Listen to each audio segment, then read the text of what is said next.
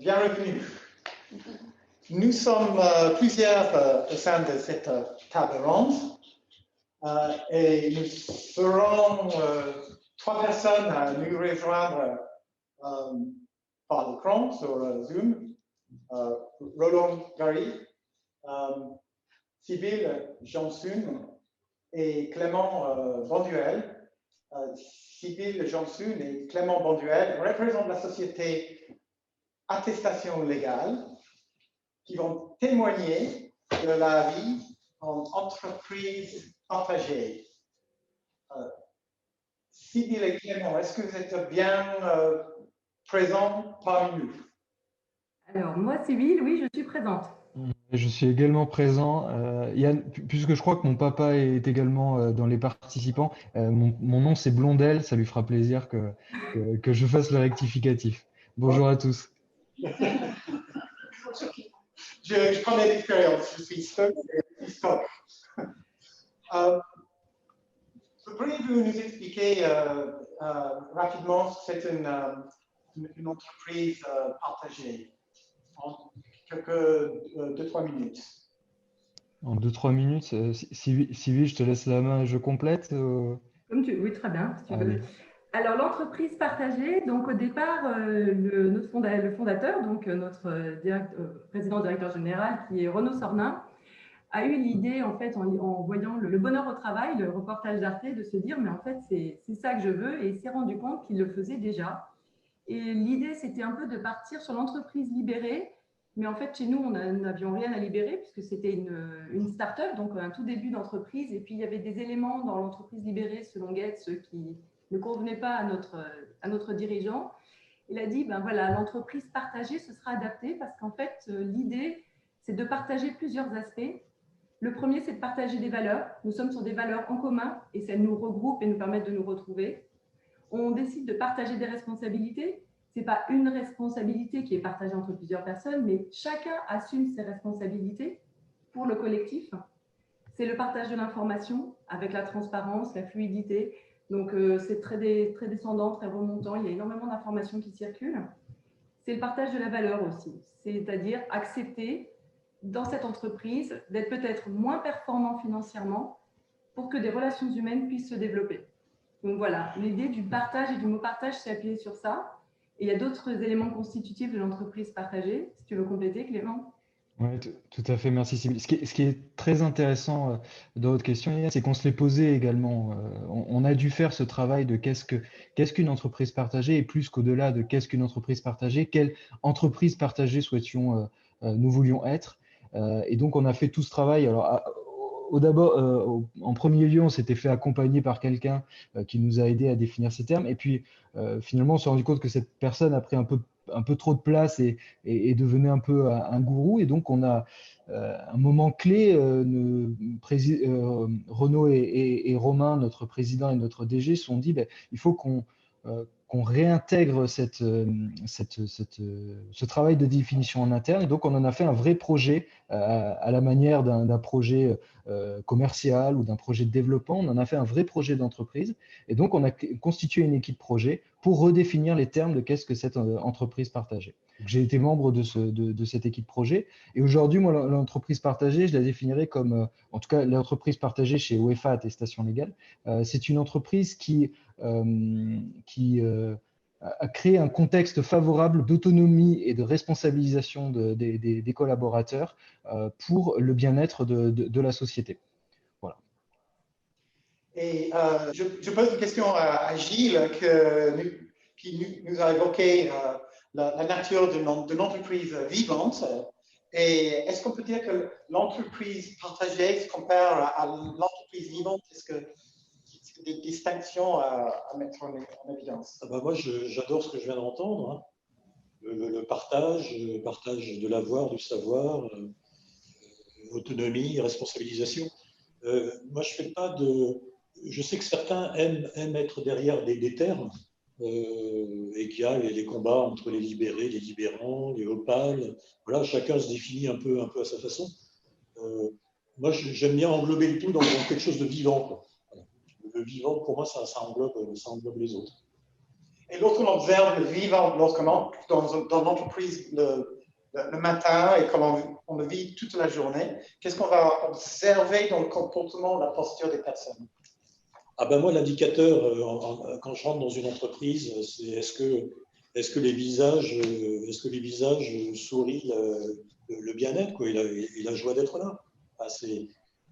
Enfin, pour moi, c'est plus beau qu'KPI, quoi, hein, un visage radieux, voilà, des gens qui pètent la forme, voilà, comme on voit là en ce moment, tout va bien. On est sur une norme plutôt qualitative que quantitative, donc du coup. Bah après c'est à chacun à déterminer quels sont ses critères économiques, sociaux, financiers, etc. Mais déjà d'être en joie et de se dire je suis au bon moment, au bon endroit, je suis dans le flow, moi ça détermine déjà qu'une entreprise marche bien et que les collaborateurs sont contents. Et on le voit tous, hein, aller dans différentes entreprises de retail, vous voyez chez les commerçants, ceux qui fonctionnent bien, ceux qui ne fonctionnent pas, enfin, on voit très vite comment ça fonctionne, comme dans une entreprise. J'aime beaucoup ce que vous dites, le poids et l'importance de l'individu dans le fonctionnement et dans la réussite de l'entreprise partagée, parce que ce travail de définition, on l'a également fait parce qu'on ne voulait pas que ce soit réservé à une élite, réservé à notre comité de direction, réservé simplement aux managers. Mais en fait, il y a cette nécessité de définir les termes, parce que comme l'évoquait Sybille tout à l'heure, on est passé d'une start-up à une PME, donc d'une vingtaine de personnes à une centaine de personnes.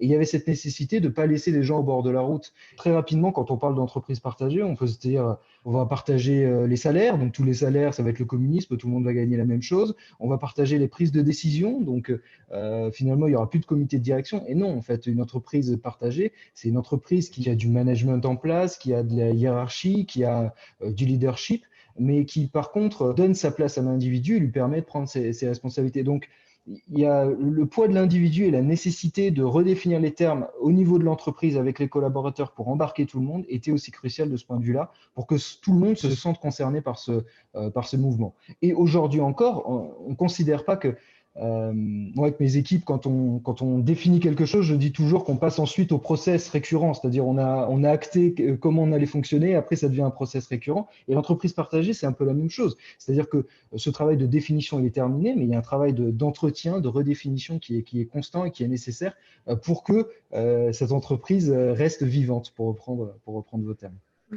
Et Roland, quel est le point de vue de Roland sur cette entreprise partagée, vivante, qui partage les responsabilités?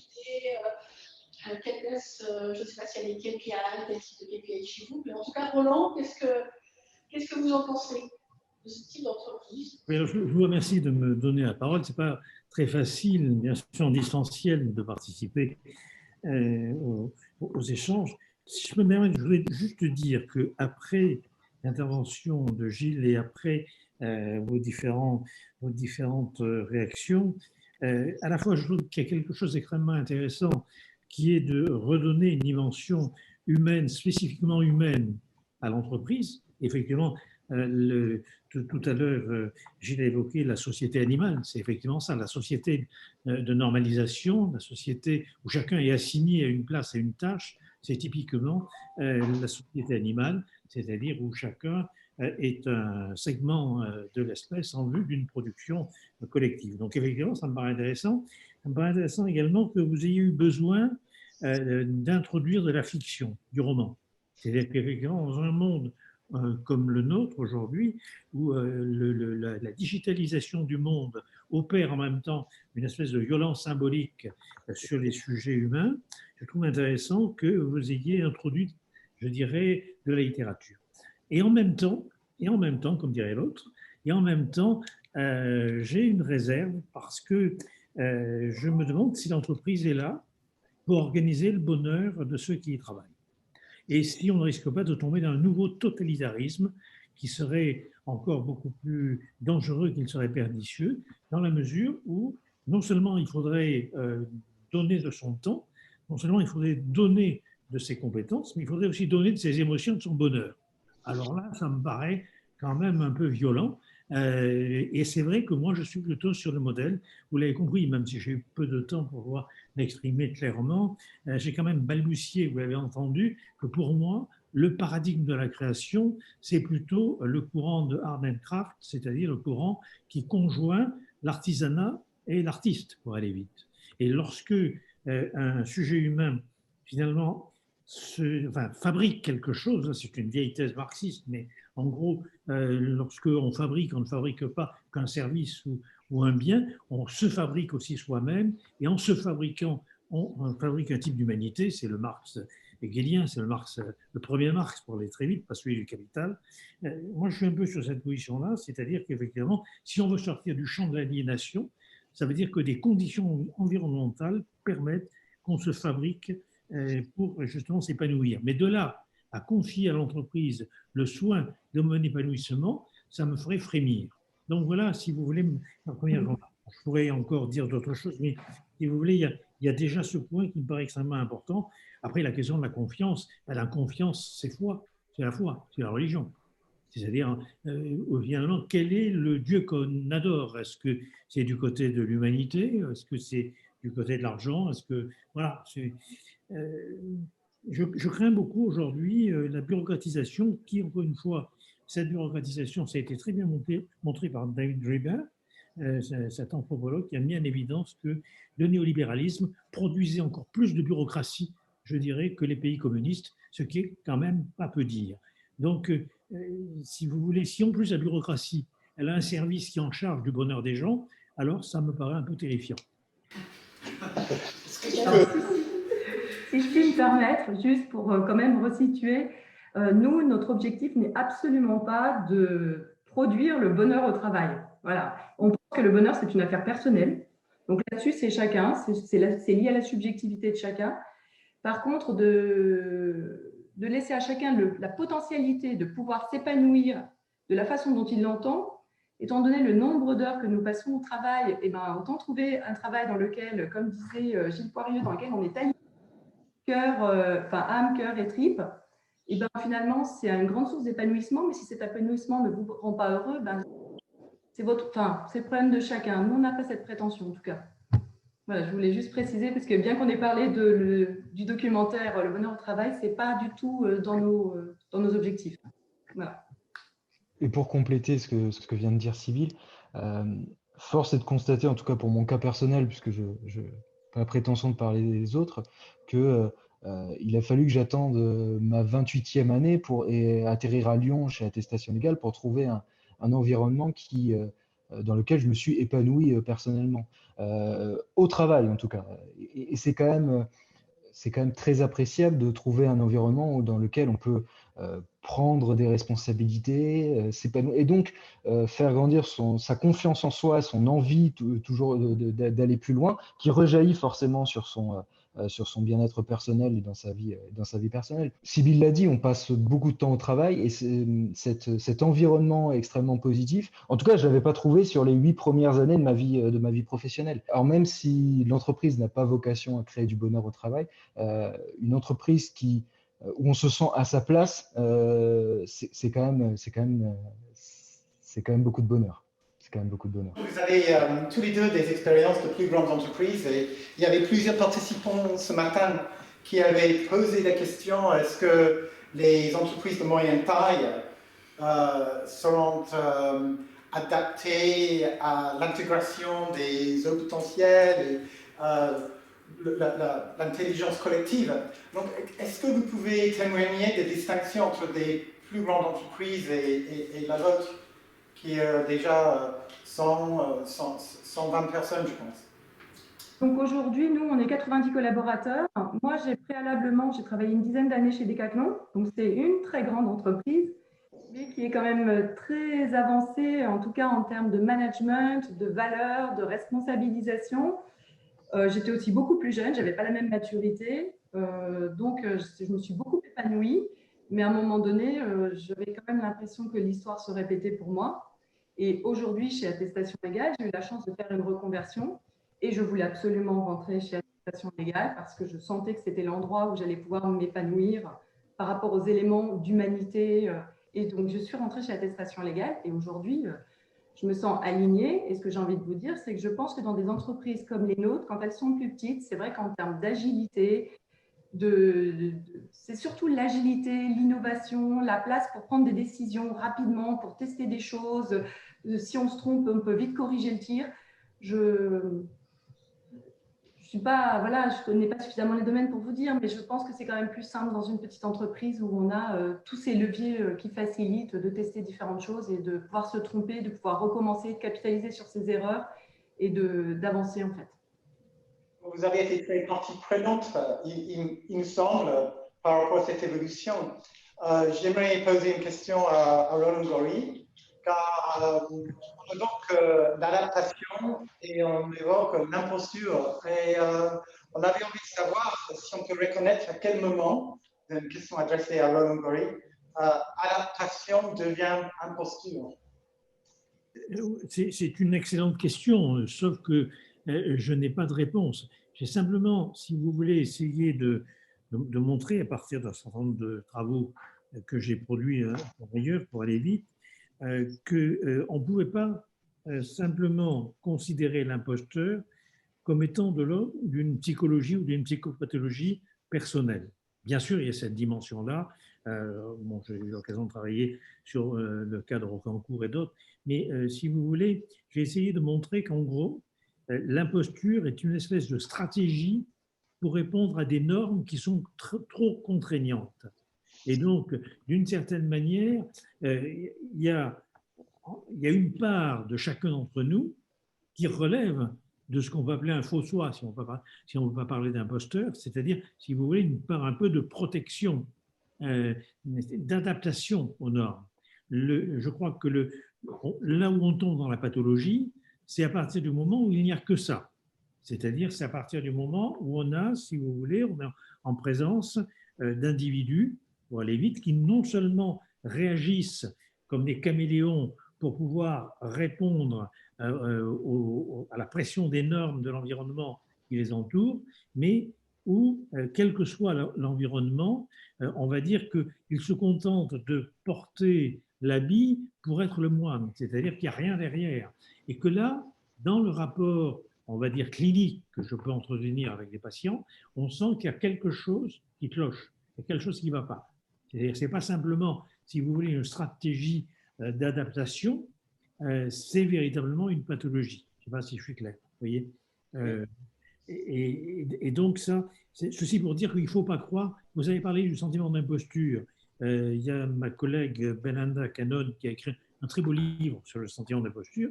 Le sentiment d'imposture, c'est à contrario l'antidote de l'imposteur. Et le propre de l'imposteur, quand vous en recevez dans votre cabinet, le propre de l'imposteur, il ne se sent pas imposteur. C'est en gros, il joue le rôle qu'il a eu l'intelligence de pressentir que vous attendez de lui. Et le sentiment d'imposture, j'espère pour chacun de nous que nous le recevons et nous le ressentons, puisque ça veut dire que nous ne nous réduisons pas au rôle auquel nous sommes assignés. Donc c'est au contraire l'émergence d'une conscience critique, vous voyez. Très bien. Alors, si je comprends bien de la part de Sybille et Clément, l'entreprise d'attestation légale valorise l'authenticité. C'est exactement ce que j'allais vous dire. Moi, le sentiment d'imposteur me fait penser du coup, me fait basculer sur l'authenticité. Finalement, le même Clément Blondel qui n'a pas réussi en 2017 est celui qui a réussi en 2018 chez Attestation Légale. Parce que très rapidement, j'ai compris que essayer d'être un bon fils, un bon petit ami, un bon chef de projet, c'était trop compliqué, mais que être un bon Clément, c'était peut-être la meilleure manière d'y arriver et d'être épanoui et d'être en adéquation avec moi-même. Et du coup, c'est en étant complètement moi-même et en retrouvant dans cette entreprise partagée qui a été mise en place et qui existe chez Attestation Légale, que j'ai pu finalement développer mon plein potentiel. Donc, effectivement, pour moi, l'authenticité est clé et c'est peut-être ce qui démarque Attestation Légale d'autres entreprises que j'ai pu connaître, pardonnez-moi. Et du coup, j'ai envie de dire, les entreprises partagées. Alors, je vais revenir un tout petit peu en arrière sur le bonheur, parce que j'aurais voulu avoir votre retour, enfin celui de Gilles et celui de Sandrine, sur le bonheur. Est-ce qu'on pourrait, si on remplaçait bonheur dans l'entreprise par épanouissement, est-ce que ça conviendrait mieux? Est-ce que ça impliquerait moins ambitieux? Moi, je suis encore plus ambitieux que ça. Moi, je parle de joie. Rien n'est plus fort qu'une dream team qui est en joie de travailler ensemble. Après, ce n'est pas l'objectif de l'entreprise de créer le bonheur, ça je suis complètement d'accord. Ça, chacun a mené sa vie, mais créer des conditions pour être en joie, célébrer des nouveaux contrats, célébrer des choses, être ensemble, voilà, solidaires quand ça va mal, c'est merveilleux. Enfin, moi, ça me transporte. Et quand j'ai plus ça, je pars, quoi. Je vais faire autre chose. Oui, ça marche. Voilà, la joie pour moi est importante. Et moi qui aime bien vivre, qui aime bien l'adrénaline et aller là où les autres ne vont pas, moi j'ai besoin de cette joie. Donc, mon rôle en tant que leader, je ne suis plus leader maintenant, je suis indépendant, mais mon rôle quand j'étais leader, c'est de créer des conditions pour que tout le monde se sente bien. Et j'abonde sur ce que disait Clément, que chacun puisse être authentique, quoi. Avoir des masques et des gens qui jouent double jeu, voilà, on n'a pas le temps, quoi. On a un temps court sur Terre, qu'on se la joue cool, quoi. Et c'est exprimer son vrai soi. Roland, tout à l'heure. C'est pouvoir exprimer son vrai soi. C'est exprimer son vrai soi, c'est être en authenticité, c'est être capable de faire des inclusions avant chaque réunion pour que chacun pose ses joies et ses peines actuelles et qu'après on bosse ensemble et qu'on dépose le fardeau. Donc c'est peut-être des petites boîtes à outils intéressantes, mais pour moi c'est une vraie évidence, une vraie conviction. Vivre la joie en entreprise, après on voit des visages qui rayonnent, quoi. Et on a les mêmes résultats que celui qui va avec le fouet. Hein. C'est les mêmes résultats financiers. C'est pas meilleur, c'est pas moins beau, c'est les mêmes, sauf qu'on n'anime pas les gens, quoi. Donc c'est peut-être plus pérenne, plus soutenable. Moi, j'ai toujours cet exemple d'une femme qui vient à l'Arc de Noël voir le nouveau directeur de l'entreprise et qui dit « Mais qu'est-ce que vous avez fait à mon mari ?» Et le directeur dit « Mais écoutez, je viens d'arriver, c'est qui votre mari ?» C'est monsieur... Ah, mais pourquoi vous me dites ça? Enfin, depuis que vous êtes arrivé, il ne me hurle plus dessus et il ne tape plus mes enfants. Et le mimétisme, non mais attendez, je rigole pas là, le mimétisme entre la façon dont on vit dans une entreprise, et moi qui viens de Sodexo, quand on travaille dans des entreprises où les gens sont malheureux, ils se déchaînent contre notre personnel au moment de la cantine parce que le ticket sort pas assez vite et qu'elles se sont fait engueuler toute la matinée. Donc, par mimétisme, j'engueule la pauvre qui ne pourra pas répondre. Voilà, ce mimétisme, il est important pour notre société. Parce qu'on vit dans une entreprise, attestation légale, voilà, s'il y a une équipe qui est heureuse, l'écosystème autour est heureux en général. Et je peux peut-être poser une question qui vient de l'auditoire, des participants, que je peux adresser à Roland et à Sandrine, okay. Qui est comment sortir du taylorisme? Qu'est-ce que peut être mis en place pour permettre la singularité des individus au sein des entreprises? Est-ce que la singularité des HP n'est pas la recherche constante d'exploration et de trouver des entreprises qui permettent cette exploration? Je crois qu'il y a deux questions. La première à Roland et la deuxième à Sandrine. Donc, la première, c'est qu'est-ce que peut être mis en place pour permettre la singularité des individus au sein des entreprises? Comment sortir du taylorisme, si vous voulez, d'une certaine manière, je dirais que c'est à la charge de tous les acteurs professionnels. C'est-à-dire que l'organisation scientifique du travail, c'est une grande imposture, puisque finalement, c'est la confiscation du savoir-faire et du savoir-être par des soi-disant experts qui vont prescrire ensuite les mouvements décomposés, si vous voulez. Et c'est un peu ce que j'ai essayé de dire tout à l'heure, en essayant de montrer comment les protocoles, les règles de bonne pratique, etc., constituaient un cadrage normatif qui était tout à fait comparable à l'organisation scientifique du travail qui a été produite par Taylor. Et il faut lire la préface de Le Chatelier, qui est dans la traduction française de l'organisation scientifique du travail, où on s'apercevra dans cette préface que l'organisation scientifique du travail est là pour accroître, bien sûr, le rendement individuel en compensation de primes accordées, si vous voulez, aux travailleurs, sauf qu'aujourd'hui, ce n'est pas la peine de lui accorder les primes, le fait de conserver son emploi déjà en soi une prime, mais si vous voulez, c'est aussi le moyen de séparer les individus et de les empêcher de travailler ensemble. C'est dit très clairement par Le Chatelier, c'est-à-dire c'est une espèce de machine de guerre sociale contre aussi bien le syndicalisme que contre les corporations. C'est-à-dire qu'en gros, l'évaluation devenant individuelle, le rendement devenant individuel et sa sanction en quelque sorte étant établie sur la production d'un individu, ça permet, dit Le Chatelier très précisément, hein, de casser la solidarité qui pourrait s'établir à l'intérieur d'un atelier pour qu'on va, par exemple, diminuer le rythme des cadences pour éviter de mettre quelqu'un en chômage, pour éviter qu'il soit licencié. Alors, ce qu'il faut bien voir, et ça c'est quand même ce qu'on travaille depuis une douzaine d'années dans le groupe que j'ai créé, il faut bien voir que ça c'est vrai aujourd'hui, pas seulement pour produire des pièces mécaniques comme les temps modernes de Charlot. Vous voyez, il faut bien voir que c'est vrai aujourd'hui dans les services hospitaliers de haut niveau, dans les laboratoires de recherche de pointe, dans les lycées, etc., dans les tribunaux, dans les salles de rédaction de journalistes et autres. C'est-à-dire qu'en gros, aujourd'hui, on a fondé, si vous voulez, l'évaluation sur, on va dire, la mise en concurrence systématique des individus, un peu la guerre de tous contre tous à la manière de Hobbes, et ça, à mon avis, c'est même d'un point de vue économique aberrant. On est plus dans une idéologie de l'économie que dans une réalité de l'économie. Parce que, comme le disait Gilles, mais peut-être avec d'autres références, mais moi je pensais aux travaux de la clinique Elton Mayo, où dans les années 1930, on s'est aperçu que quand on apporte aux travailleurs c'était la General Electric, un truc comme ça, si vous voulez, quand on leur apporte de l'attention, quand il y a des entretiens, quand ils sont pris en considération, quand on leur reconnaît une certaine dignité, la production s'améliore. C'est-à-dire qu'en gros, si vous voulez, le courant des relations humaines qui a commencé à naître dans les années 30 pour aller vite au siècle dernier, il a été oublié, parce qu'on est revenu vers une espèce de néo-taylorisme sur lequel on n'a pas le temps, parce qu'il nous faudrait 3 heures pour en parler, mais, si vous voulez, mais ce courant-là, au contraire, il a montré que c'était pertinent.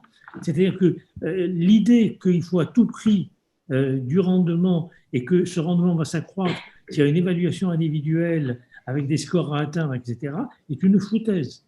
D'ailleurs, c'est mis en place aussi bien par les démocraties occidentales que, bien sûr, par les Chinois ou les Russes. Hein. C'est-à-dire c'est le même système. C'est un système qui repose sur une illusion qui est fausse et extrêmement dangereuse pour l'humanité, qui est effectivement le paradigme des sociétés animales.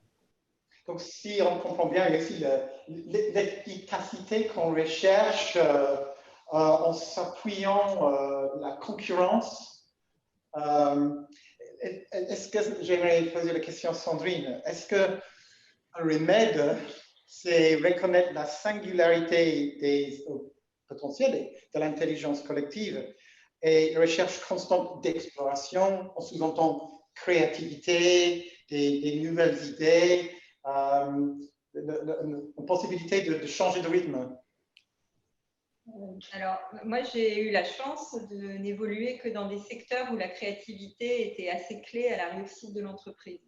Donc, j'ai managé des équipes de journalistes, de consultants, de formateurs, d'éditeurs. Donc, c'est des métiers où, sans créativité, on se met à faire comme tout le monde et ça ne fonctionne pas. L'organisation Tayloris, je ne l'ai pas trop connue. Par contre, le fait d'être dans des secteurs créatifs ne veut absolument pas dire qu'il ne faut pas être efficace. Donc, l'enjeu pour un dirigeant ou un manager dans ce type d'environnement, c'est d'automatiser tout ce qui peut l'être et sur lequel, on va dire, l'être humain va être moins bon qu'une machine, en mettant en place des outils qui peuvent sortir des KPI ou des indicateurs de performance qui, pour moi, ne sont pas mauvais en soi parce que ça permet de voir les résultats d'une action, de voir celles qui en produisent, celles qui en produisent moins et de se concentrer sur ce qui fonctionne. Par contre, le danger de ce type d'organisation, si on ne devient que dans l'automatisation, c'est que le KPI dirige les décisions. Donc, dans les secteurs dans lesquels j'étais, l'automatisation, c'était juste pour ne pas réinventer des procédures qui n'avaient pas de sens à être réinventées. Et par contre, en termes de management, le rôle de chaque manager, c'est de de créer les conditions pour que la créativité s'exprime là où elle est utile. C'est souvent ça le sujet. Alors, avec les HPI, il faut qu'ils expriment leur créativité réellement là où elle est utile. Remettre en question quelque chose qui marche à 90% ou à 80%, ce n'est pas tellement le problème. Et peut-être, je pose une question à Sybille et à Clément, et après, demander un avis à Guillaume sur l'effectuation. Et la question qui vient de nos participants ici, c'est comment concilier la liberté de chacun et l'intérêt du groupe. on se demande déjà si c'est contradictoire. Et si je peux adresser cette question à Sybille. Oui, alors écoutez, on est confronté à cette question parce qu'en fait, dans l'entreprise partagée, il y a eu une difficulté d'interprétation. Et c'est de se dire, est-ce que j'agis pour le bien de l'entreprise et est-ce que j'agis pour mon bien personnel? Et des personnes qui sont parties trop dans une interprétation trop personnelle sans prendre en compte le collectif et l'intérêt de l'entreprise, parfois, en fait, on ne s'y est pas retrouvé, voire c'était contre-productif et dérangeant. Donc, en fait, il y a aussi ce côté, oui, je dois trouver mon épanouissement personnel, mais je ne dois pas perdre de vue quel est l'objectif de l'entreprise. C'est quoi son sens? C'est quoi sa mission, sa raison d'être? C'est ce que vous disiez, Gilles. Et à un moment donné, c'est porteur et de comprendre quel est l'intérêt de l'entreprise. Et Sandrine, vous parlez de créativité. Donc, il y a dans les événements qu'on amène à l'entreprise, mais il y a aussi la façon de faire son travail. Chez nous, on s'interdit d'animer sur du comment. On n'anime que sur du pourquoi. On n'a que des questions de sens. Pourquoi est-ce qu'on fait ça? Quelle va être la valeur ajoutée? Quel est l'intérêt de le faire? Ensuite, le comment, le collaborateur, il est libre de trouver son comment tout seul, en fait. Et donc, se pose toujours la question d'amener du sens pour que les gens, dans cet espace de sens et de compréhension du bien commun et du collectif, puissent aussi s'épanouir d'un point de vue personnel. Donc, c'est une équation qui est complexe et je ne vous dis pas qu'on y arrive à chaque fois, mais c'est ça qui sous-tend notre organisation.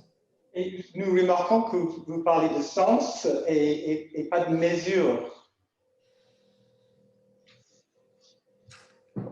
Si Clément, tu veux parler de la mesure, on en a forcément, on va se répartir la parole. Tu veux… La mesure, elle est indispensable. Elle est indispensable. Elle a aussi cette vertu de se rassurer, en fait. Quand on a mis en place quelque chose, elle a la vertu de pouvoir. Et là, je parle plus des KPI que d'une autre mesure, mais elle permet de se rassurer sur le fait qu'on est dans la bonne direction ou au contraire de pouvoir rectifier le tir si on n'y est pas. Nous, on est une boîte tech, donc on fonctionne beaucoup agilité, sprint, méthode Scrum. Donc en fait, les KPI ils sont absolument indispensables pour notre activité, ce qui n'empêche pas de laisser libre recours à la créativité pour autant et d'aller dans le sens de ce que disait à l'instant Sybille, mais on est obligé de mesurer si ce qu'on met en place fonctionne. Et la culture de l'A/B test, cette culture avant de prendre une décision, de mesurer si les choses vont dans le bon sens, c'est quasi obligatoire. C'est de la mesure dans ce sens-là, c'est-à-dire s'assurer qu'on va dans la bonne direction et pouvoir être en mesure de rectifier le tir si c'est pas le cas. Mais c'est une mesure sur laquelle on associe énormément les tiers, et notamment nos clients. J'ai la chance chez Attestation Légale de piloter la sortie d'un nouveau produit. Et c'est vrai que on a mis en production très récemment une fonctionnalité importante sur ce produit. Et vous voyez, en termes de mesure, j'ai eu d'abord la mesure interne, donc présentation de cette solution à mes utilisateurs en interne pour savoir si elle pouvait passer le cap. Et ensuite, mesure avant même la mise en production et l'industrialisation, mesure passer le cap de mes clients ambassadeurs. Donc, en tout cas, moi, quand vous me parlez de mesure, c'est ces termes-là c'est cette définition-là que j'ai.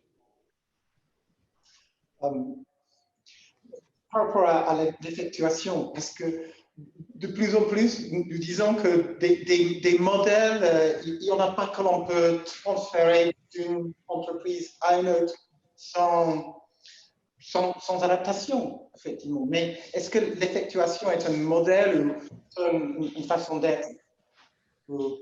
L'effectuation est clairement une logique, c'est une manière de penser. J'aurai l'occasion d'en parler après. Et c'est donc avant tout une posture individuelle. C'est vraiment une logique pour décider et pour agir, mais avant tout une posture individuelle et qui place, j'allais dire de manière essentielle, la relation à l'autre. La relation à l'autre, cette posture ne peut pas être envisagée sans une interaction avec l'autre et d'obtenir quelque part un accord avec l'autre pour pouvoir faire ensemble. Donc ensuite, que ce faire ensemble soit cadré au sein d'une communauté qu'on va appeler entreprise, organisation, pour en assurer la pérennité, parce que dans la société actuelle, etc., une entreprise, ça fait des sous qui permet de vivre dans la société actuelle, et que cet accord mutuel permet d'assurer la pérennité de cette communauté. C'est une dimension, voilà, c'est intrinsèquement la posture individuelle proposée, en tout cas, par l'effectuation. Ensuite, l'effectuation a ceci d'assez extraordinaire, où effectivement, on peut aussi avoir cette posture-là sans un cadre immédiat. Que cette vision, en tout cas, ne soit pas présupposée ou nécessaire, elle n'est pas imposée. Tous ces aspects relationnels, de s'entendre entre nous, de pouvoir parvenir à atteindre les mêmes finalités. Il y a une question qui vient de notre auditoire et je pourrais poser à Clément et à Sybille. Je vais adapter un mot, c'est quelles indications lorsqu'on fait des entretiens de recrutement. Indicateur. Ah, mais j'ai voulu pas mettre indicateur. Donc je l'ai. Ok, si je suis fidèle à la question indicateur, lorsqu'on passe des entretiens de recrutement, permettre de savoir si l'entreprise sera bienveillante vis-à-vis de nos profils de personnes capables de participer à l'intelligence collective. Donc, le profil HPI aussi. Ce sont des bons indicateurs. Oui, mais lorsque vous faites des entretiens de recrutement, est-ce qu'il y a des critères que vous appliquez? Alors, pour nous, le recrutement se passe principalement en 3 étapes. Donc, il y a une étape qui est déjà de s'assurer de la compatibilité des valeurs, s'assurer que la personne que nous allons recruter va être en adéquation avec les valeurs de l'entreprise et notre mode de fonctionnement à l'entreprise partagée. L'entreprise partagée, c'est quelque chose de très exigeant, comme disait Clément, qui demande d'être en capacité d'assumer des responsabilités, d'être autonome, de savoir dire quand on a besoin d'aide, de savoir évaluer la limite de ses compétences pour aller chercher de l'aide, c'est se mettre en exigence. Et on voudrait qu'on cherche des personnes qui nous aident aussi à construire cette entreprise partagée et qui nous challenge sur ce mode de management, donc qui vont être contributeurs. Donc ça, c'est un des aspects. Ensuite, on a aussi un entretien qui est lié aux compétences techniques, puisque nous cherchons des profils sur certains métiers, évidemment. Nous, en plus d'avoir le savoir-être, si on a un peu de savoir-faire, c'est bien. Et on a un dernier entretien qui a lieu avec des collaborateurs de l'entreprise, c'est l'entretien café. C'est donc la personne est reçue par deux collaborateurs avec qui elle n'a pas de lien hiérarchique. Et c'est est-ce qu'on va avoir envie de travailler ensemble? Moi, futur recruté, est-ce que cette entreprise me donne envie? Est-ce que ce que j'en ressens par les collaborateurs, ça me fait envie? Et les collaborateurs, pareil, c'est de se dire, cette personne, je la vois bien faire partie de la grande famille. Donc aujourd'hui, c'est le système que nous avons mis en place. Je n'ai pas assez de recul, je ne suis pas là depuis assez longtemps pour vraiment vous dire si c'est le meilleur moyen, si on ne va pas le revoir. Mais de toute façon, on est une entreprise où on se remet en question perpétuellement, où on réinterroge en permanence ce qu'on est en train de faire, c'est-à-dire comment on peut faire mieux, comment on peut faire différemment, comment apporter autre chose. Donc, réflexivité, je dirais, dans quelques temps, quand on aura acquis un peu d'expérience sur ce mode-là, on avisera s'il faut changer, rajouter d'autres choses. Voilà. Pour compléter ce que vient de dire Sybille, j'ai été amené en mai dernier pour porter la croissance et le développement du produit que j'évoquais tout à l'heure, à devoir constituer une équipe.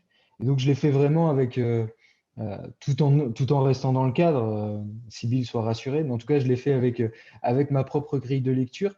Et j'ai recherché à la fois des profils avec lesquels je pouvais bien m'entendre, mais aussi des profils avec lesquels il y avait un peu de risque, justement pour aller chercher cette confrontation qui était nécessaire. Typiquement, tu vois, Clément, c'était quelqu'un avec qui, en dehors de l'entreprise et avant qu'il rejoigne l'équipe, on ne s'entendait pas du tout et on avait été dans la confrontation.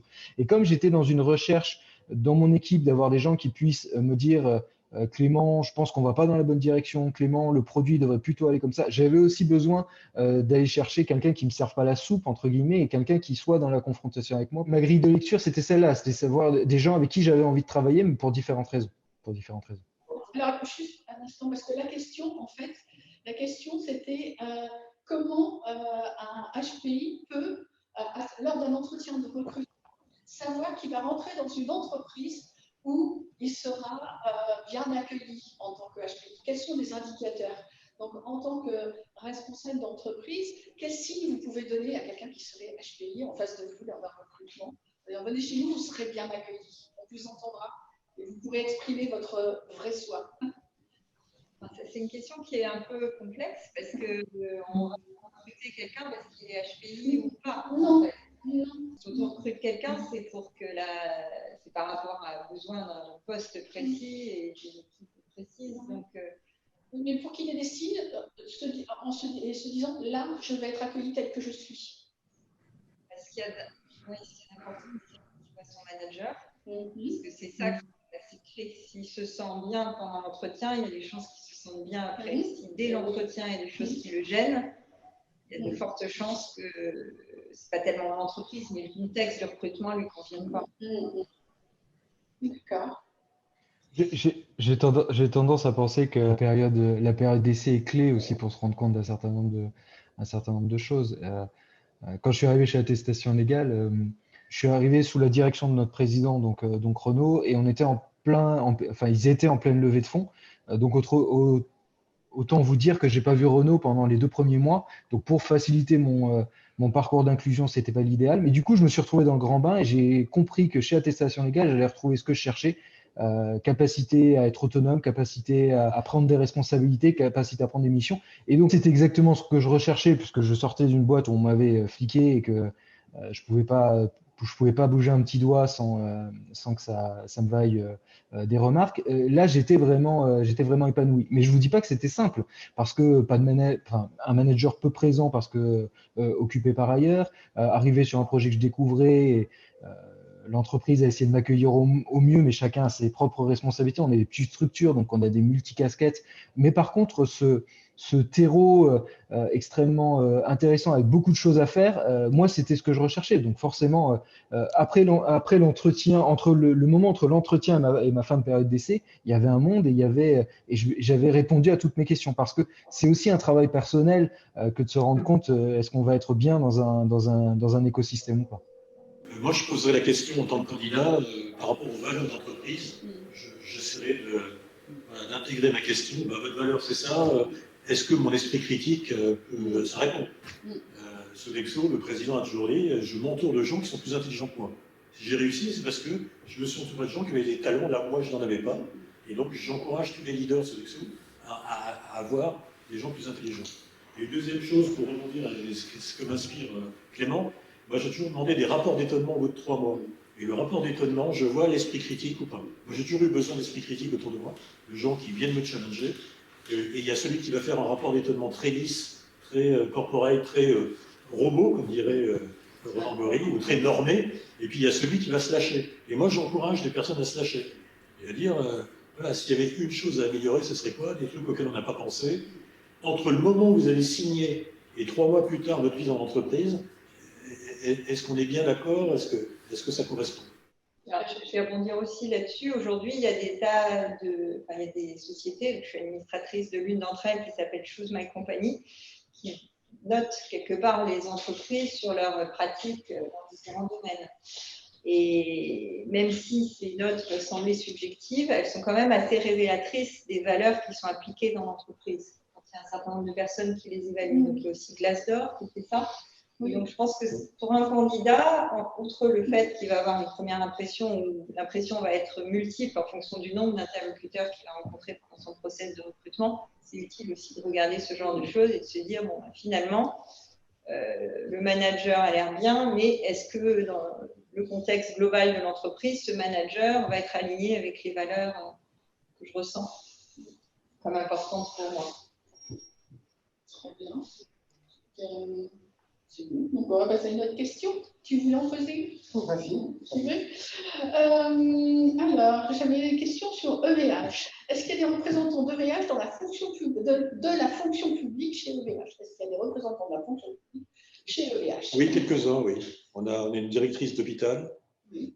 Alors, je ne sais pas d'où vient la question, mais pour moi, dans la fonction publique aujourd'hui, celui qui a fait la plus belle transformation, c'est le patron, c'est Patrick Négaré, le patron de la Caisse primaire d'assurance maladie et des Yvelines. Et il a écrit un bouquin il n'y a pas très longtemps. Donc c'est possible dans la fonction publique de transformer, d'oser la confiance, tout en réduisant le nombre de personnes, tout en se modernisant et tout en changeant sa posture par rapport aux usagers qui deviennent des clients ou des partenaires. Roland, je pense que vous êtes assez proche du milieu médical, de la fonction publique, hospitalière. Donc, ça évoque quelque chose d'exemple? Oui, bien sûr, chaque directeur d'hôpital a bien heureusement sa personnalité, mais je crains quand j'entends le mot moderniser, parce que le mot moderniser a conduit ces 10 dernières années à ce qu'on ferme 100 000 lits d'hôpital, dont on a vu au mois de mars-avril les conséquences. Donc, si vous voulez, il faut bien voir qu'aujourd'hui, dans la fonction publique, mais pas seulement l'hôpital, il faut voir au niveau de l'enseignement supérieur, au niveau de la recherche, au niveau des laboratoires de recherche, j'en ai dirigé quelques-uns, il faut bien voir qu'il y a une espèce d'injonction à adhérer à ce qu'on considère comme une éthique entrepreneuriale. Sans doute d'ailleurs à tort, parce que je pense que les entrepreneurs seraient effrayés de la manière dont justement on essaie de faire adopter ce qui est supposé être une éthique entrepreneuriale dans les services publics. Mais si vous voulez, bon, moi je n'ai pas grand-chose de plus à dire. Je vais vous dire deux choses, en ce qui me concerne pour terminer, si vous permettez. La première, c'est sur l'idée de la mesure. Il ne faut pas croire que je sois, si vous voulez, phobique des chiffres. Au départ, d'ailleurs, j'ai plus une formation scientifique que littéraire. C'est pas ça. C'est qu'il ne faut pas confondre la carte et le territoire. Et si vous prenez la fin de la guerre du Vietnam, et les Américains avaient gagné sur la carte des logiciels de leurs ordinateurs, mais comme vous le savez, ils avaient perdu sur le terrain. Et malheureusement, ce n'est pas propre à cette période. Ce n'est pas propre, bien évidemment, aux États-Unis. C'est à l'heure actuelle une confusion complète de par une espèce de ce que Max Weber appelait le romantisme des chiffres, le fétichisme des chiffres. Et Max Weber disait, déjà, hein, oui, il y a un siècle, il disait il y a des civilisations qui croient aux chiffres comme d'autres croient aux esprits. Et je pense qu'à l'heure actuelle, nous sommes un peu animistes en matière d'âme numérique. Ça, c'est le premier point.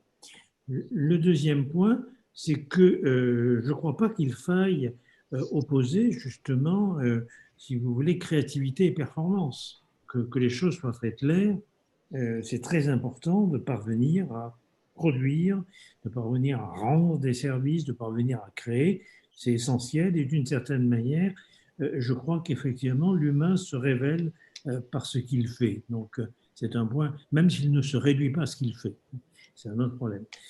Simplement, la question est de savoir comment est-ce qu'on peut recomposer l'environnement, quel qu'il soit, hein, que ce soit la fonction publique, les services publics, ou que ce soit les entreprises ou autres, comment finalement créer des conditions qui soient les plus à même de permettre l'expression de la créativité, de la singularité dans une biodiversité. Je pense que moi je fais toujours l'éloge de la biodiversité.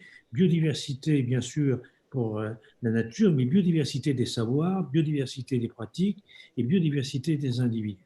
Et ça, à mon avis, on a raté quelque chose, notamment la gauche européenne a raté quelque chose dans les années 70-80, c'était la possibilité, non pas de revendiquer des protections sociales, de revendiquer des salaires, etc., mais c'était de revendiquer des environnements autogérés permettant justement à ceux qui travaillent de déterminer quelles sont les conditions les plus idoines pour à la fois satisfaire les objectifs qui sont les leurs et en même temps permettre une organisation plus artisanale. Mais ça, je vous l'ai dit, d'entrée de jeu, j'ai dévoilé, moi, je suis favorable à qu'il y ait une espèce de conjonction de l'artisanat, de l'artiste dans notre modernité. je pense qu'on peut faire à la fois bien et vendre. Je crois que les deux sont possibles avec des professionnels qui se réalisent.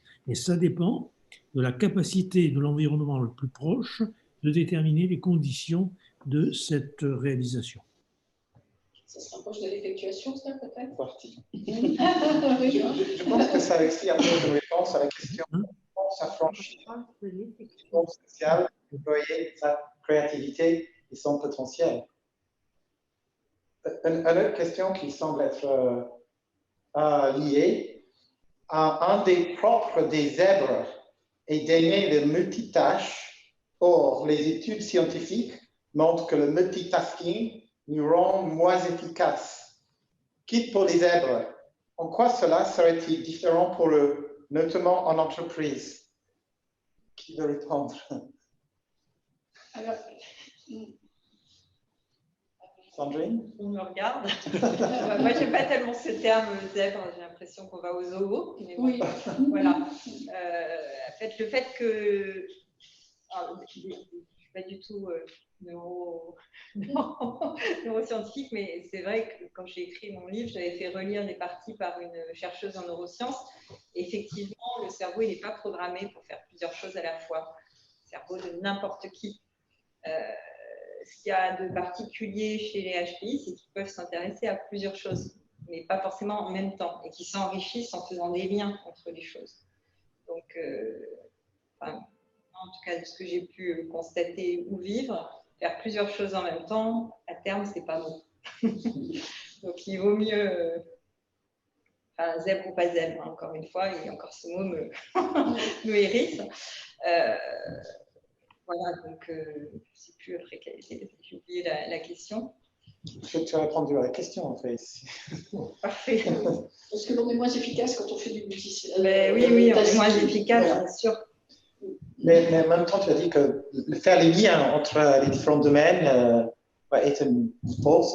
Le fait de s'intéresser à des domaines différents et de s'investir dans des domaines différents, pour moi, ce n'est pas du multitasking. Le multitasking, c'est faire plein de choses en même temps. Et bon, là, je dirais que les championnes du multitasking, quand même, c'est les femmes. Hein.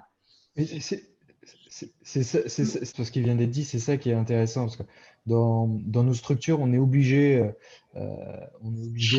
d'avoir plusieurs casquettes, ou en tout cas moi, alors, je vais peut-être arrêter de dire qu'on est obligé, moi je m'épanouis à avoir plusieurs casquettes, mais effectivement, toutes les avoir en même temps, c'est beaucoup trop lourd à porter. Par contre, les liens que ça peut générer, je suis juriste de formation, donc dès que je peux faire un peu de juridique et aider mes collaborateurs, je fais un peu de juridique. En même temps, je fais de la chefferie de projet. Et c'est ces liens qui font que finalement, je ne m'enferme pas dans une seule de mes responsabilités, et du coup, je tourne en rond. Et plutôt, à chaque fois que j'ai besoin d'une bouffée d'air frais, il m'arrive souvent d'être dépêché 2 ou 3 semaines sur un sujet bien spécifique parce qu'on a besoin de moi ou pour un coup de main, et ça me permet de à la fois prendre du recul sur mon pain quotidien, entre guillemets, et d'aller chercher finalement une autre perspective en allant traiter un autre sujet. Et c'est ça qui est extrêmement intéressant, et j'ai plutôt tendance, moi, dans mes équipes à le cultiver, c'est-à-dire que j'ai des développeurs et des commerciaux, et j'essaye de demander aux commerciaux de se mettre à la place du produit et le produit de se mettre à la place du commerce,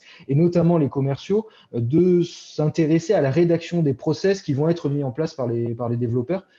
Ça permet effectivement d'avoir un rapprochement commerce-produit qui est crucial, mais aussi de sortir, de changer de paradigme, d'avoir une autre vision des choses. Donc, le multitasking dans un temps court, impossible. Par contre, bien réparti, je trouve que c'est extrêmement bénéfique. Je vais poser une question qui n'est pas sur la liste. Et dans une réflexion l'autre jour, j'ai appris qu'une entreprise allemande a l'intention de faire en sorte que tous les membres des équipes connaissent le maximum de ce que font les autres équipes. Le maximum de connaissances partagées. Qu'est-ce que tu penses de cette idée-là? Moi, je trouve que c'est une très bonne idée. C'est une très bonne idée. Moi, je suis slasher et j'aime les slashers. Et le slasher, en étant sur différentes tâches, pas forcément en parallèle, mais les unes après les autres, se nourrit de l'une pour aller vers l'autre. En entreprise, quand on fait de l'intelligence collective et qu'on détecte la passion de quelqu'un pour quelque chose et qu'il nous fait une analogie sur sa passion de la plongée sous-marine sur la passion d'autre chose. Et c'est d'une grande richesse. Enfin, moi, ce que tu me dis là, c'est ce que je dis tout à l'heure, c'est la conversation. Les deux équipes sont une conversation sur un sujet qui les passionne, aucune se présente à l'autre. Ah, c'est être vivant, quoi.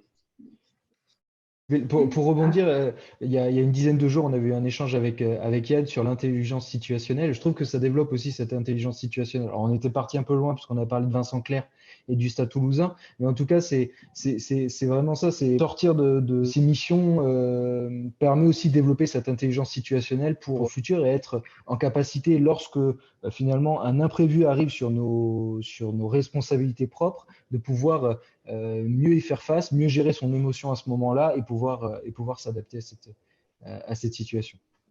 Ce que je voulais juste partager, c'était le fait que régulièrement dans notre entreprise, ça ressort au niveau des équipes, cette envie, ils demandent régulièrement des vies ma vie. Ils veulent aller découvrir le métier de l'autre et ils comprennent aussi que pour générer de la transversalité dans l'entreprise, eh ben, c'est mieux quand on se connaît mieux.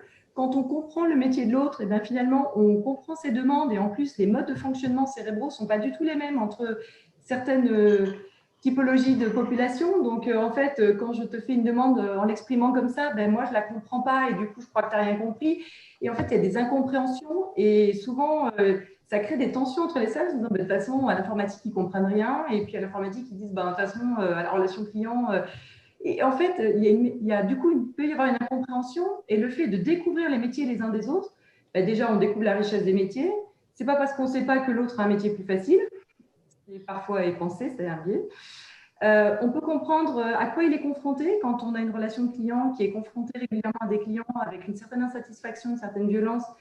Bah forcément, l'informatique, je me rends compte que cette petite demande qui me paraît anecdotique, mais finalement, le client, ce serait juste plus qu'un nice to have. Bon, ben voilà. Et en fait, ça permet aussi de développer la cohésion et dans son entreprise. Donc, oui, Yann, moi, je serais pour en tout cas. Je reviendrai juste un petit peu en arrière sur l'intelligence situationnelle parce que je me suis dit que Lyon avait peut-être quelque chose à ajouter là-dessus. Oui, et puis je vais avoir même l'occasion d'en parler.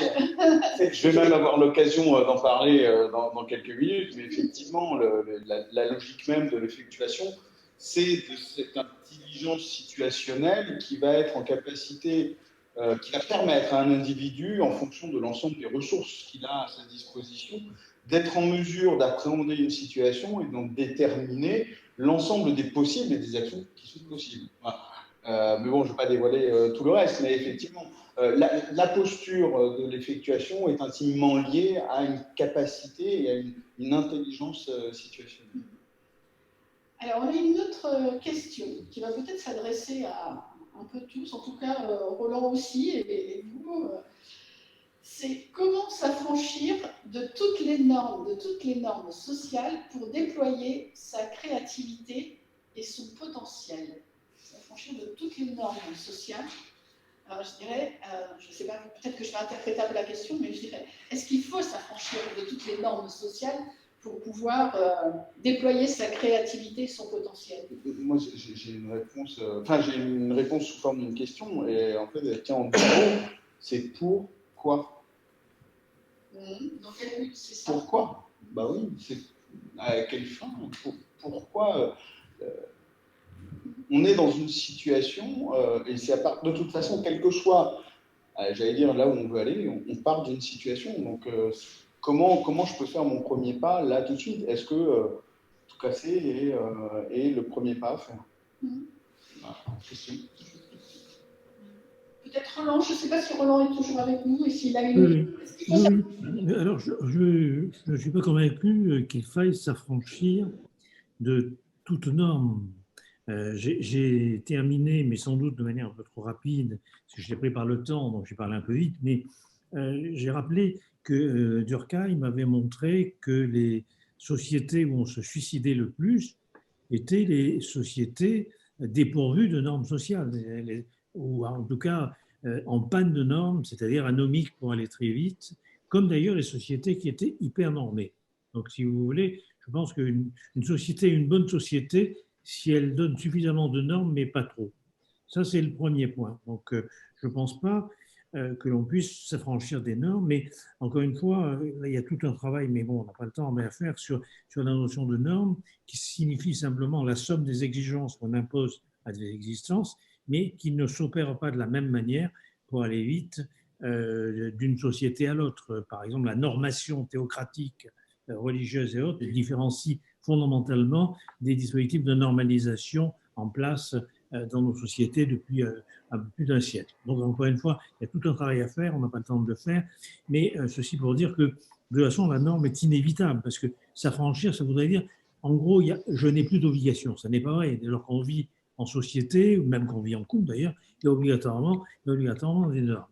Alors après, par contre, ce qui est important et intéressant, et qui est en plein dans le sujet, c'est qu'est-ce qu'on fait de ces normes pour créer. Et là, je crois qu'impérativement, l'histoire de l'art, comme l'histoire des sciences, montre qu'il n'y a création qu'à la condition qu'il y ait une transgression des normes. C'est-à-dire que l'avantage d'avoir des normes, c'est qu'on peut justement les franchir. Alors, les franchir pour créer, hein, c'est pas un franchissement pervers, c'est les franchir pour créer. Si vous voulez, on voit très bien dans l'histoire de l'art comment l'émergence de nouveaux mouvements artistiques, c'est quelque part un appui sur les normes de la tradition, mais qui est bousculé, qui est franchi et qui fait faire un pas de plus. Ce qui serait épouvantable, hein, je ne vais pas en dire beaucoup plus, mais ce qui serait épouvantable serait vraiment une société totalitaire où on n'aurait pas la possibilité d'utiliser les normes pour les transgresser. C'est ça qui serait épouvantable. C'est-à-dire qu'effectivement, on serait encastré dans des cases et on ne pourrait pas en bouger. C'est horrible. Et s'il y a un peu des normes minimales et qui ne soient pas abusives, parce qu'aujourd'hui, c'est les juristes qui le disent, hein, c'est mon ami Catherine Thiberge a fait 2 gros bouquins sur la force des normes et la densification normative. Elle montre bien qu'il y a une espèce d'inflation des normes qui est qu'on ne peut plus rien faire sans être obligatoirement conforme à telle ou telle règle, conforme à tel ou tel protocole, etc. Si vous voulez. Mais s'il y a un peu des normes suffisamment pour qu'on vive ensemble, en quoi elles sont intéressantes, c'est que chacun a quelque part la possibilité de les transgresser suffisamment un peu pour pouvoir justement créer. Et donc, dans l'entreprise, vous voyez ça comment? Alors, pour rebondir sur ce que disait Roland, moi j'ai l'impression que dans l'entreprise, c'est la contrainte aussi qui va créer la créativité, qui va générer de la créativité. Et puisqu'il faut résoudre un problème avec un certain nombre de paramètres, ça va générer quelque chose. S'il n'y a pas de contrainte, ça part un peu dans tous les sens. La contrainte ou la norme ne sont jamais. Ça reste aussi la définition d'un cadre. L'important, et je pense notamment en entreprise, et moi dans les différentes entreprises que j'ai eues quand j'avais des salariés, pour moi, il y avait effectivement la définition de ce cadre en disant, à l'intérieur de ce cadre, vous avez la liberté de créer, vous avez la liberté de faire. Par contre, effectivement, les valeurs, les croyances partagées, formaient un cadre et quelquefois, certaines valeurs, certaines croyances au travers d'une expérience, d'un vécu, amenaient à être bousculées. Il fallait bien les réinterroger en se disant est-ce qu'il faut la conserver parce qu'on a affaire à un phénomène exceptionnel qui ne doit pas être reproduit, ou bien finalement ça offre une nouvelle perspective qui nous permet de redéfinir ce cadre en l'élargissant peut-être et gagner un espace de liberté peut-être supplémentaire. Et ce qui fait que des entreprises peuvent lancer de nouveaux services, peuvent faire un pivot, peuvent aller explorer de nouveaux territoires aussi. Alors moi, j'aime bien la posture, être maître de mon destin et capitaine de mon âme. Donc si les normes, j'adhère aux normes, mais je préfère m'excuser que de demander la permission et foncer en rebelle si les normes ne me conviennent pas. Et moi, je vais être créatif si je pense aller dans la bonne direction. Et moi, j'ai toujours encouragé dans une entreprise, dont j'ai parlé tout à l'heure, où on pousse l'intrapreneuriat. Moi, j'ai toujours poussé, on y va, on s'excusera après si on a fait fausse route. Mais il y a parfois des normes, si ça ne va pas, il faut être un peu comme le général de Gaulle, quoi. Il y a aussi des moments où on dit non, je rentre en résistance et je veux faire autrement. Sinon ça ne va pas. Donc, C'est ce que tu disais tout à l'heure par permission, protection et puissance du collaborateur. Oui. Et susciter la créativité de l'autre, moi j'adore la créativité et j'ai besoin, et dans toutes mes réflexions que j'ai eues sur comment est-ce qu'on fait pour prendre des bonnes décisions en tant que leader, quand j'étais à l'Institut du management de Sodexo, comment est-ce que je fais pour que le nombre de bonnes décisions des dirigeants augmente par rapport à des mauvaises décisions, c'est aussi cette capacité à transgresser un peu de temps en temps, sans tricher, attention, on respecte les normes réglementaires, on respecte les normes éthiques, etc. Mais il y a des moments où on peut passer au-delà et ouvrir des brèches et ouvrir des sentiers nouveaux. C'est pour ça que je parlais de permission, de protection aussi, parce que c'est dans permission, et si on est protégé au-dessus par quelqu'un qui dit bon, allez, on tente le coup, certains vont attendre de dire ok, vas-y, et puis il y a d'autres entreprises qui vont sanctionner. Le premier qui pense différemment. Voilà. Ça m'amène à poser une question aussi qui est pertinente pour l'attestation légale. Est-ce qu'il y a une volonté parfois de réduire le nombre d'autorisations nécessaires? Parce que les autorisations sont un facteur de blocage. Et de déresponsabilisation. Oui. Les demandes d'autorisation? Oui. Alors, oui, on est. Enfin, clairement, et d'ailleurs, c'est très drôle parce que j'ai une anecdote à vous raconter. J'étais avec Renaud Sornin récemment et réflexe de mon entreprise précédente, je voulais acheter quelque chose de particulier et je lui ai dit: est-ce que tu m'autorises? Et là, il m'a regardé avec des grands yeux, il m'a dit: mais jamais de la vie tu me poses une question comme ça.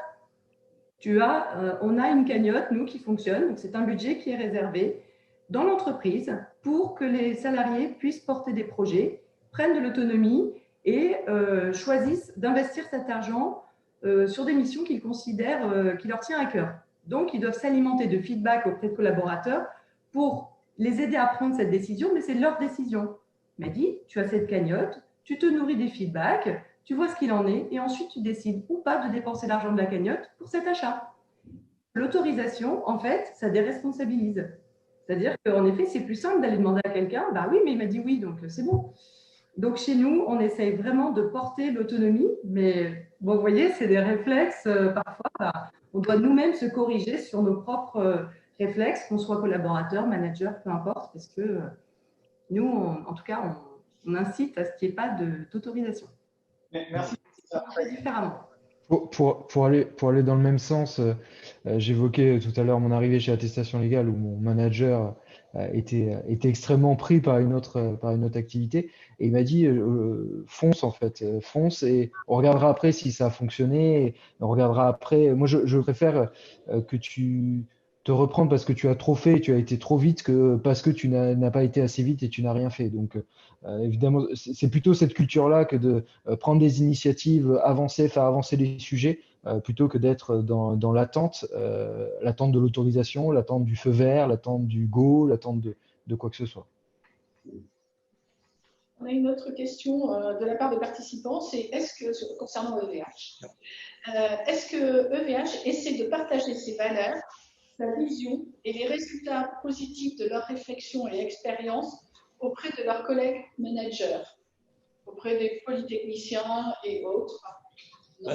Chaque membre de VH est un dirigeant, donc il va partager au sein avec ses équipes, comme on vient d'entendre dans cette entreprise partagée. Voilà, chacun va partager où est-ce qu'il en est et comment il avance, et il va se nourrir de ce qui se passe dans d'autres entreprises.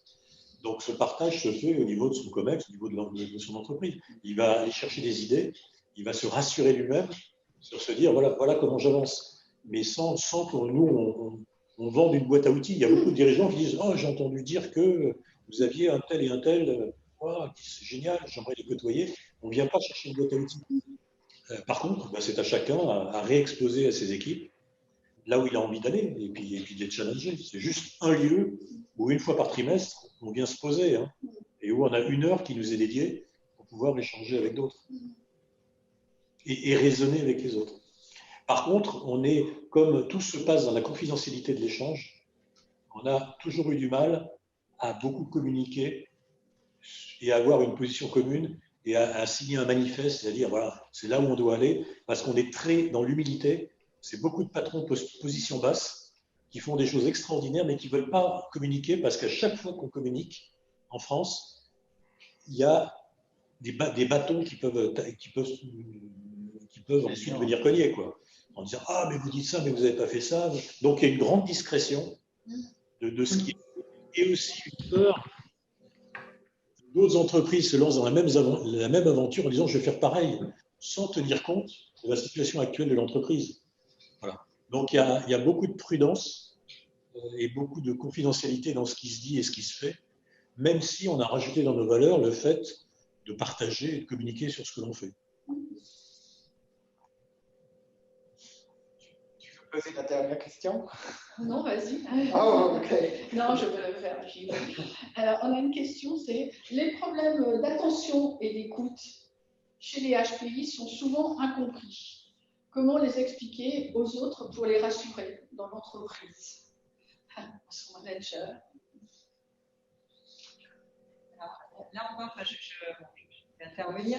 En fait, je pense que souvent on confond les HPI qui peuvent avoir à côté un trouble de l'attention avec des HPI qui n'en ont pas forcément. On mélange souvent beaucoup de choses. En ce qui me concerne, la plupart des HPI que j'ai managés, je n'ai jamais constaté que j'avais un problème d'attention en fait. Et voilà. C'est ça qui est un peu complexe dans cette question. Moi, je pense qu'il faut dire les choses en fait. Moi, je me suis rendu compte sur les MBTI, les introvertis dans un COMEX, ils ne parlent pas. Donc, moi, en tant que patron, si je ne demande pas à l'introverti, et toi, qu'est-ce que tu en penses à un moment, peut-être qu'il ne dira rien. Il y a des femmes qui n'osent pas s'exprimer en COMEX en disant oh là là, mais tout a été décidé entre hommes avant. Ah, mais je ne savais pas que c'était à ce moment-là qu'il fallait que je parle. Donc, voilà, il y a à décoder comment fonctionne un COMEX, mais pour qu'on prenne en compte la particularité de quelqu'un, comme tu dis justement, qui peut être très différent, même si c'est un HPI. Il y a besoin d'une conversation, d'un dialogue. C'est comment tu fonctionnes, comment ça fonctionnerait mieux. Ou je remarque que tu ne t'exprimes pas, est-ce que c'est parce que tu es d'accord, parce que tu n'oses pas ou tu attends qu'on te donne la parole. Voilà, tout ce décodage, il doit se faire en parlant, en se connaissant et en connaissant son équipe. Là, nous n'avons pas d'autres questions. C'est terminé? Après, on termine. D'accord, ok. Donc, est-ce que vous avez des réflexions sur l'intelligence artificielle et la normalisation? On a des réflexions sur l'intelligence artificielle parce qu'on est une boîte de services assez historiquement et du coup on a voulu offrir beaucoup de services à nos clients, y compris beaucoup d'accompagnement à l'utilisation de notre plateforme, vérification documentaire, bref des choses qui sont pas forcément très épanouissantes. Et aujourd'hui on essaye grâce à l'intelligence artificielle d'automatiser ces tâches à faible valeur ajoutée pour justement leur permettre de se concentrer sur d'autres de leurs missions et développer d'autres de leurs compétences. Donc l'intelligence artificielle, on le voit plus comme une manière d'améliorer notre plateforme et d'être moins dépendant de tâches récurrentes de la part d'humains et de tâches à faible valeur ajoutée qu'autre chose. Donc on le voit vraiment comme un levier d'épanouissement de l'individu au sein d'attestation légale. Ça libère l'esprit humain. J'ai demandé à Roland Gori s'il voit ici de la même façon. Je vais être obligé de vous quitter, donc je réponds très rapidement à cette question, parce que je me suis beaucoup intéressé ces derniers temps. Il va de soi que, si vous voulez, pour aller vite, l'homme est un peu ce qu'il mange. Et actuellement, ce qu'il mange, c'est la grammaire du numérique. Et incontestablement, ce qu'il mange à l'heure actuelle, c'est des algorithmes. Donc effectivement, on peut penser qu'il y aura, je dirais, un effet, d'une certaine manière, sur la formation des subjectivités et sur le lien social. Maintenant, l'intelligence artificielle, je dirais deux choses. La première, c'est que, ça a été dit par d'autres philosophes, le terme d'intelligence est mal approprié. C'est une mauvaise métaphore, ça fait bien vendre, c'est du bon commerce, mais ce n'est pas de l'intelligence. D'une certaine manière, c'est une espèce de cognition, si vous voulez, calculatrice, tout à fait formidable, tout à fait impressionnante, qui a bouleversé, bien sûr, la chirurgie, qui a bouleversé la capacité de diagnostiquer des méladomes, etc., qui a transformé l'imagerie médicale et bien d'autres choses. Donc c'est à la fois une technique, un système technique extrêmement puissant, avec en plus aujourd'hui les machines apprenantes pour aller vite, mais parler d'intelligence, c'est un peu abusif et c'est peut-être se laisser séduire par une illusion qui pourrait nous coûter très cher si on mettait justement ces machines à la place de notre capacité de penser. Ça, c'est le premier point. Donc, si vous voulez, il y a 3 points. Le deuxième point, très rapidement, c'est que cette langue numérique, cette langue digitale, pour donner le monde et pour, d'une certaine manière, diriger nos conduites, c'est un peu comme la langue d'Ésope, c'est la meilleure et la pire des choses. C'est la meilleure chose parce qu'il va de soi qu'on ne peut pas, la preuve, on ne peut pas se passer aujourd'hui du virtuel, on ne peut pas se passer aujourd'hui des GPS, on ne peut pas se passer aujourd'hui, si vous voulez, de la puissance calculatrice des ordinateurs. Et je vous l'ai dit, ça rend des services énormes en médecine et ailleurs. Ça peut devenir la pire des choses. On en a un exemple très simple, par exemple en Chine, où, comme vous le savez, les nouvelles technologies, reconnaissance faciale, pistage par les drones, etc., permet aujourd'hui de gérer totalement les populations sans avoir besoin de valeur politique. C'est-à-dire que chaque Chinois a un crédit social de 900 points et au fur et à mesure des menus illégalismes qu'il peut commettre, comme ne pas traverser la rue au bon moment, ne pas ramasser les crottes de son chien, un peu plus grave, ne pas payer une partie de ses impôts, etc., on lui défalque, si vous voulez, des points comme le permis à points. Sauf que ce crédit social conditionne l'accès à des établissements de soins, conditionne l'accès à des universités, conditionne l'accès à un certain nombre de services et peut aboutir à ce que des millions, c'est des millions, hein, à ce que des millions de Chinois aient été interdits de déplacement en train ou en avion à cause d'un crédit social trop bas. Donc, si vous voulez, on voit bien aujourd'hui comment, face à une crise politique, une crise de l'autorité qui ne concerne pas que la Chine, hein, ça concerne aussi bien évidemment nos démocraties, on peut tout à fait imaginer que on serait dans un monde à la Orwell, hein, pire que 1984, où il y aurait une espèce de gestion algorithmique des populations. Et là, il y a un danger majeur. Et là, une fois de plus, c'est comme pour la mesure et pour d'autres choses, il ne s'agit pas de détruire la technique, je ne suis pas technophobe, la technique c'est essentiel, il s'agit en quelque sorte de conserver la maîtrise par une capacité de penser. Et troisième et dernier point, je pense que justement, c'est ce que vous appelez cette intelligence artificielle, ce que moi j'appellerais la puissance pour aller vite, calculatrice de ces nouvelles technologies, et ça pourrait nous permettre d'alléger un certain nombre de tâches lourdes, pénibles, etc., et permettre de gagner du temps qui ne serait pas un temps pour le loisir de masse pour aller vite. Hein. Ce n'est pas simplement une réduction du temps de travail, je suis favorable plutôt à du temps alloué pour que sur les lieux justement de nos services ou de nos entreprises, on puisse réfléchir à ce que l'on fait. C'est-à-dire créer des espaces de parole qui puissent en quelque sorte nous permettre de donner des conditions de création dans l'effectuation de nos métiers. Donc, je ne sais pas si je suis clair, c'est là où je pense que ce qu'on appelle l'intelligence artificielle, que j'appelle nouvelle technologie, c'est essentiel. Et on aimerait bien lire un nouveau livre romain sur le sujet que vous êtes en train d'évoquer. Merci beaucoup pour votre intervention, Monsieur Roland Gori. Merci énormément à Clément et à Sybille pour leur témoignage très authentique et pragmatique. Et mon devoir maintenant, c'est d'introduire notre prochain intervenant, Guillaume Maison, qui est un multi-entrepreneur, conférencier, ainsi qu'un expert praticien de l'effectuation.